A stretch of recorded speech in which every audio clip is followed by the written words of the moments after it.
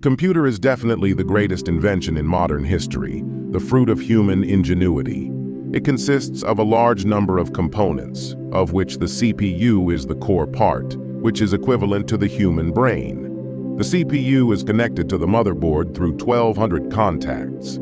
Inside the CPU are tens of billions of transistors. It's like a labyrinth that allows the computer to execute hundreds of millions of instructions per second. That's why the CPU is so powerful. It's the equivalent of a dozen light bulbs.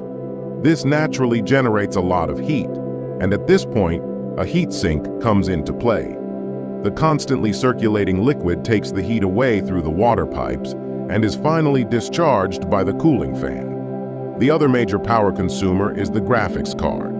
On one side of the card is the output port, in the center is the slot for connecting to the motherboard, and on the other side is the power connector.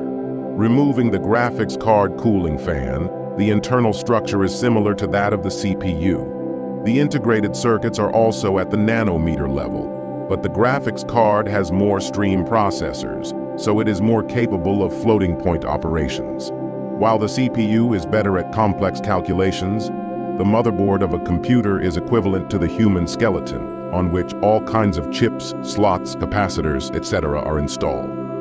The memory on the motherboard is the bridge to the CPU. For example, this 16 gigabyte memory stick, it consists of 8 2-gigabyte memory particles. Taking apart the memory particles, there is an interconnect matrix inside and a ball grid array package at the bottom.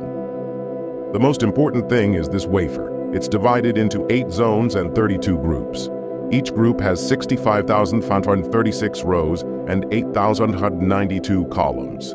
There's even billions of memory cells inside, and this incredibly complex chip is actually made on a 30-centimeter wide silicon wafer. One wafer usually makes thousands of chips. Although memory is extremely fast, you still need a hard disk to store data. This SSD is a 128-layer stacked structure. Zooming in, it turns out that SSDs store data by storing different levels of electrical charge.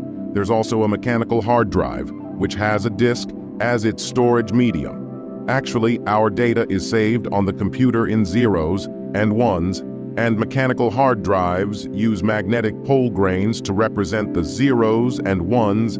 Each disk has more than 500,000 magnetic tracks. Each track is divided into sectors. The computer uses the magnetic heads to read the data inside the hard disk. It's hard to believe that the magnetic heads are only 15 nanometers away from the platters, and our computers are made up of many of these parts. Each one of them is a piece of technology we can't even begin to understand. We have to admire the intelligence of mankind.